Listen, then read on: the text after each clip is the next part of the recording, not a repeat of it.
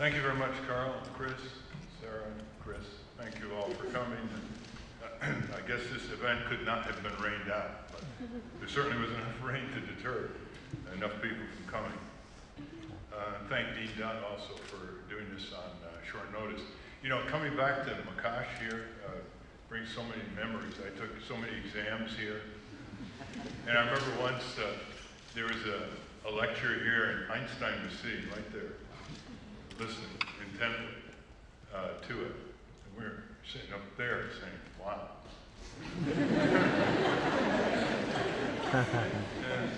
And, I remember once this room was the scene for a great gathering of students during the McCarthy era. And Norman Thomas, who graduated from Princeton right after 1900, who ran for president 5 times on the Socialist Party, was speaking, and he was introduced by Professor H.H. Wilson. Anybody here remember Professor H.H. Wilson? No. Well, he was a really great politics professor, and he actually introduced the notion of concentrated power and abuse in the Department of Politics. It was a rather controversial notion. And for this, he remained associate professor for a very long period of time. Well, after Norman Thomas gave his address, I walked him over to the Princeton Inn, and walking with him, I said, what do you think your greatest accomplishments were? And without hesitation, he said, all those ideas the Democratic Party stole from us. Somehow I never forgot that. That's the function of small parties. The anti-slavery Liberty Party, the Women's Right to Vote Party, the Labor, populist parties, greenback parties, and everyone, any national election. But aren't we glad that enough voters didn't go for the least worst between the Whigs and the Democrats on slavery, and enough of them voted for the anti-slavery party, and the same all the way into the 20th century for breaking ground with new social justice efforts.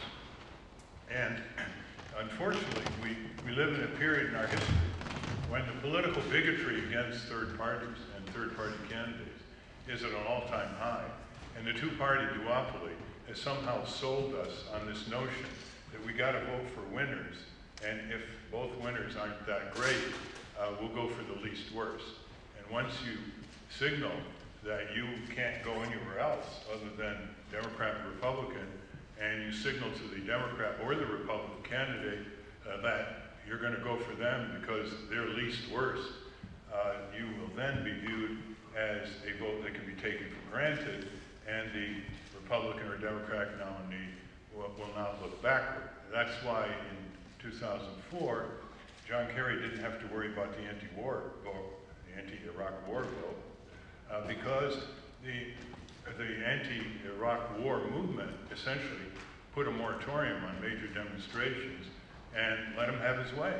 And so on the first debate with Bush, some of you may remember, he's the one who said, we wouldn't have pulled out of Fallujah. Remember that? He got a major editorial praising him in the Wall Street Journal as an emerging hawk. Well, after the November election, Bush did go into Fallujah, and he knew he didn't have to worry about John Kerry and the Democrats. And the slaughter in that city is yet to be fully documented. But Dar Jamal and others have documented a level of war crimes in the taking of that city, in terms of the weapons used, etc., that someday will be brought under a rubric of international law and similar situations in other countries. So that's by way of a little background. I used to go through the campus here in the spring. The groundskeepers would have huge hoses that they would be spraying the trees. And the trees were being sprayed with something called DDT. And in the dawn, there would be dead birds on the sidewalks. And they would not be mutilated. They were exposed to massive doses of this spraying. And so I picked a couple of them up one day, took them down to the Daily Princetonian, and there was a senior reporter there, and he had his feet up on a table. Watch out when you walk into a reporter's office. feet's up on the table. And he leaned back and he said, what are you worried about? I said, there must be some connection.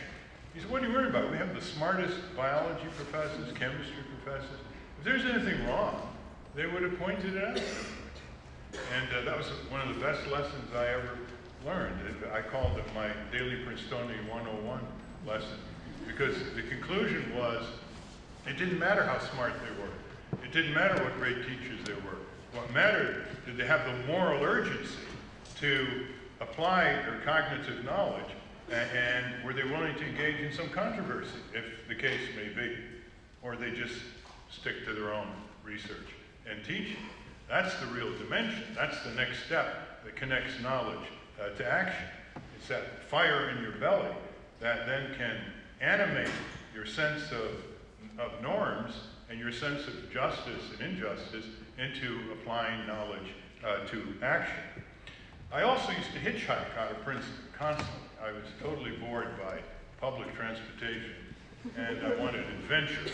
So I'd go down to Route 1, put my thumb out, and whether north, south, I would hitchhike. And I was an inveterate hitchhiker. I think I hitchhiked hundreds of thousands of miles and in the country.